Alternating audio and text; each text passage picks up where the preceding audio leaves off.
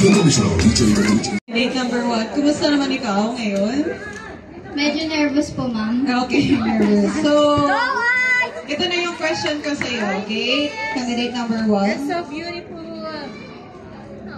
Okay, listen. Ano ang koneksyon ng mga kasanayan sa TLE, TVL sa pagpapalakas ng iyong tiwala sa sarili? Again, ano ang koneksyon ng mga kasanayan sa TLE, TVL sa pagpapalakas ng iyong tiwala sa sarili? Thank you for that wonderful question. I believe that being in TVLHE helped me boost my confidence and add experiences that I can use someday in future purposes.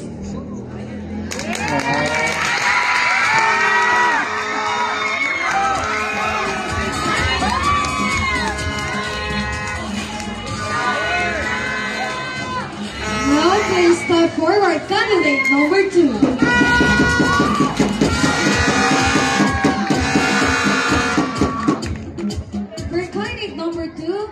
The one I will ask question for you is no other than our judge, Divina Garcia J. Rojo.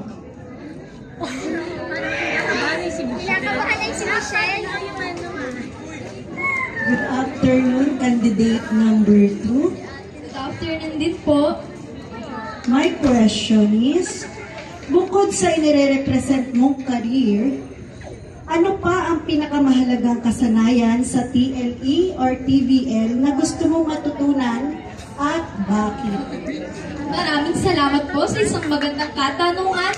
Para po sa akin, ang pipiliin ko po ay farmer. Dahil po para sa akin, kung wala pong magsasaka ay mauubusan ng supply ng pagkain ng karamihan sa atin. Siyempre, lalong-lalo na po kung walang magsasaka, hindi po sila makakapagtanim ng ating mga pananim gaya ng gulay, bigas, prutas at iba pa. Kaya po para sa akin, bilang isang batang Pilipino, ako po ay naniniwalang kung walang magsasaka ay mauubusan ng supply ng pagkain at ang karamihan sa atin ay magugutom. Yun lamang po. Maraming salamat!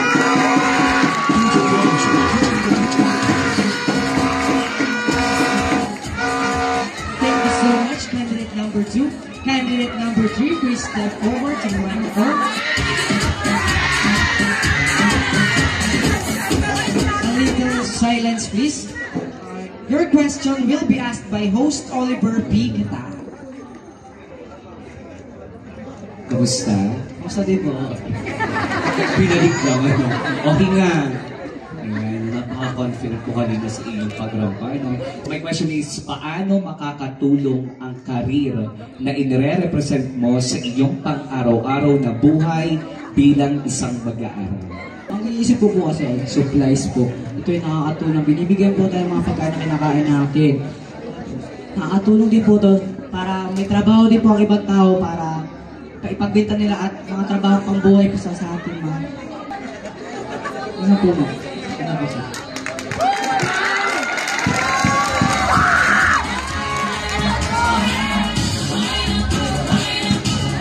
Thank you, candidate number 3. Now, candidate number 4, please step forward.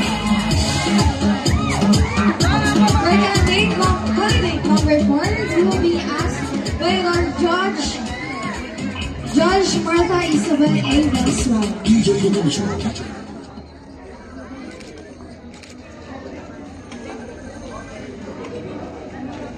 Okay, so good afternoon, candidate number 4. Okay, my question for you is, listen carefully, okay? Paano mo magagamit ang mga kasanayan sa TLE, TVL upang makasabay sa makabagong teknolohiya sa hinaharap? Again, paano mo magagamit ang mga kasanayan sa TLE, TVL upang makasabay sa makabagong teknolohiya sa hinaharap? Thank you po sa tanong. Makakatulong po ito ang pagsasanay dahil pag nagkatrabaho po ng teknika ilan ng TL, makakatulong po ito. Kaya po sa mga engineer o mga government po. Pwede po ito magawa yung teknolohiya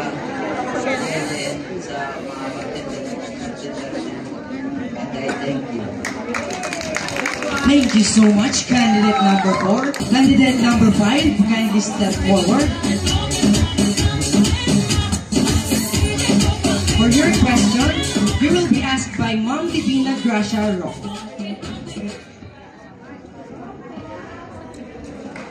How are you, candidate number 5? Kinakabahan po. Relax lang. Pakinggang mabuti ang katanungan. Ano ang kahalagahan ng skilled workers tulad ng chef, farmer, at iba pa sa ekonomiya ng ating bansa? Isa pa. Ano ang kahalagahan ng skilled workers tulad ng chef, farmer, at iba pa sa ekonomiya ng ating bansa? Maraming salamat po sa tanong. Para po sa akin, mahalaga po ang farmer dahil po sila po ang nagsusupply sa atin ng mga pagkain. At mahalaga din po ang chef dahil po sila naman po ang mga nagluluto sa atin ng mga pagkain. Nanay, thank you.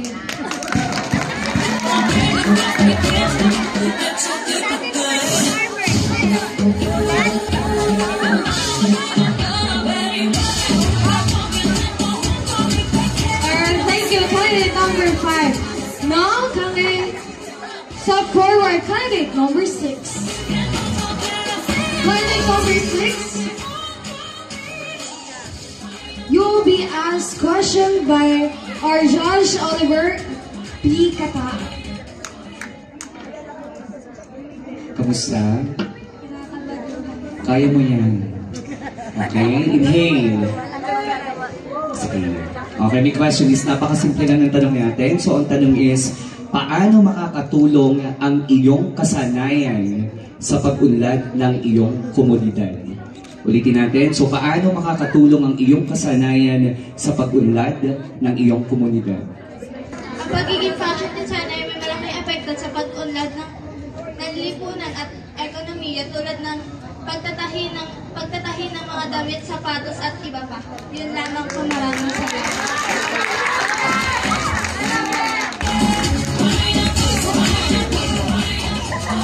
Thank you so much, candidate number 6. Candidate number 7. Your question will be asked by our judge, Marta Isabel Venezuela.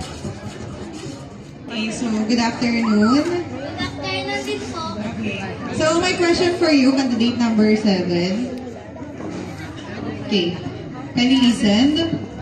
Sa anong paraan makakatulong ang mga kasanayan sa TLE, TBL sa pagpapalakas ng food security sa bansa?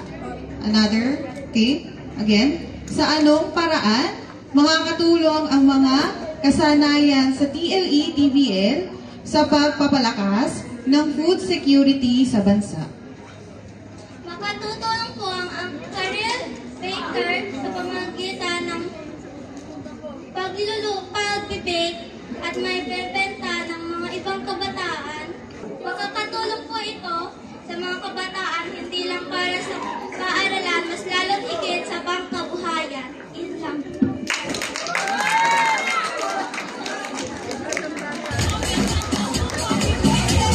Thank you, candidate number 7. Now, we have here candidate number 8. Candidate number 8, you will be asked question by our judge, Divine. Kamusta ka, contestant number 8? Sobrang kinakabahan. Relax lang. Ito ang ating katanungan. Ano ang maaaring maging kontribusyon ng isang makeup artist na kagaya mo sa lokal na ekonomiya ng ating bansa? Isa pa? Ano ang maaaring maging kontribusyon ng isang mahusay na makeup artist sa lokal na ekonomiya ng ating bansa? Para po sa akin, napakalaking tulong na nagagawa ng mga makeup artists at gaya ko na isang bata na dito ko napapakita ang pagiging designer at iba pa. At kung ano ang naitutulong nito sa lokal, para sa akin, nabibigyan nila, na-enhance nila ang appearance ng isang tao. Pero naniniwala ko sa kasabihan na hindi sa itsura tumitingin ang kagandahan, kundi nasa puso.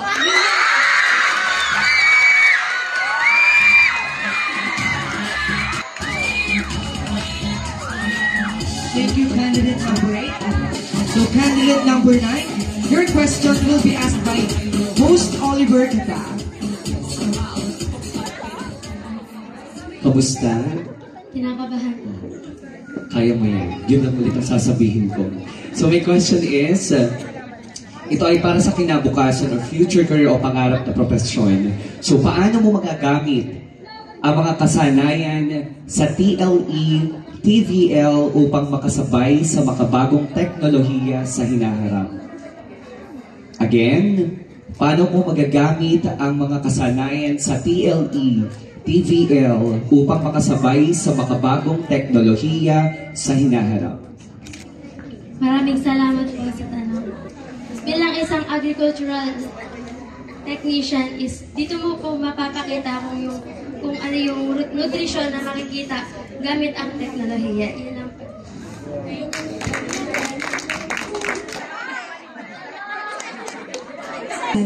Alright, thank you, candidate number 9. So we have here candidate number 10. Candidate number 10 will be asked by our judge, Martha Isaka A. Valenzuela. Okay, so good afternoon sa'yo. Okay, so ano naman nararamdaman mo ngayon? Okay, so ito lang. Listen carefully sa aking question. Paano makakatulong ang TVL or TLE sa pagbibigay ng trabaho at pagpapababa ng unemployment rate sa bansa? Again, paano makakatulong ang TLE, TVL sa pagbibigay ng trabaho at pagpapababa ng unemployment rate sa bansa? Makakatulong po sa akin ang TVL sa mga natutunan kong skills dito. Sa paghanap po ng trabaho, magagamit ko po yung mga skill na natutunan ko. Yun lang po. Thank you so much, candidate number 10. For candidate number 11, your question will be asked by Ma'am Divina Gracia. Kumusta, contestant number 11? Sobrang kabahan po. Tumawa ka muna para hindi ka kabagi. Ano ka ba ang tumawa? Ito ang question mo. Ano ang maaaring maging contribution ng isang mahusay na chef sa lokal na ekonomiya ng bansa? Isa pa. Ano ang maaaring maging contribution ng isang mahusay na chef sa lokal na ekonomiya ng bansa?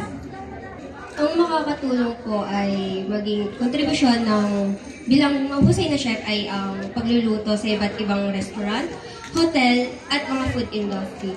Nakakatulong din po sila sa ating kalusugan dahil sila po ay mahuhusay na chef dahil bilang bilang isang career na chef ay makakatulong po sa ating lokal na pamumuhay ang chef dahil sila po ang nagbibigay ng sila po nagluluto ng pang-araw-araw natin pinakain.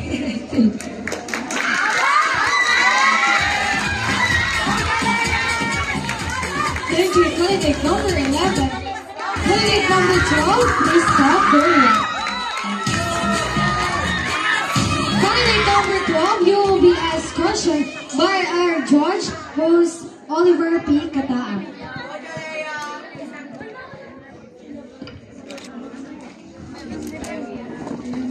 Kamusta? Okay naman po. Hindi tayo nakarinig ng kinakabahan siya. Okay, so ready ka sa tanong? Kaya mo yun.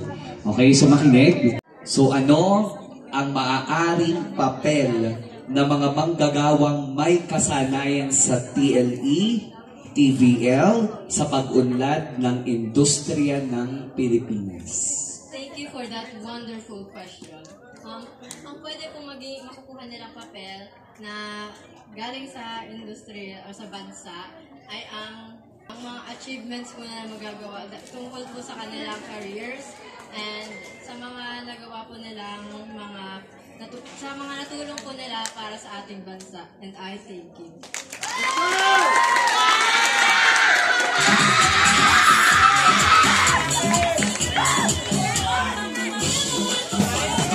Thank you so much, candidate number 12. We'll now proceed to candidate number 13. Your question will be asked by Ma'am Marta Isabel Venezuela.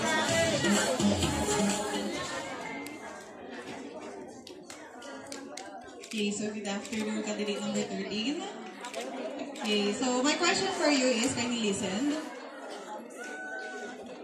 Paano makakatulong ang career na inire-represent mo sa iyong pang-araw-araw na buhay bilang isang mag-aaral? Again, paano makakatulong ang career na inire-represent mo sa iyong pang-araw-araw na buhay bilang isang mag-aaral? Maraming salamat po. Makakatulong po ito sa akin dahil po mas na-enhance po yung skill na pinag-aaralan namin dito sa paaralan. Makakatulong po ito sa pang-araw-araw na kabuhayan ko. Pag tumanda po ako, dahil po pag may alam ka sa electrician, di mo na po kailangang magbayad pa, pwede na po ikaw yung gumawa. Thank you so much, candidate number 13.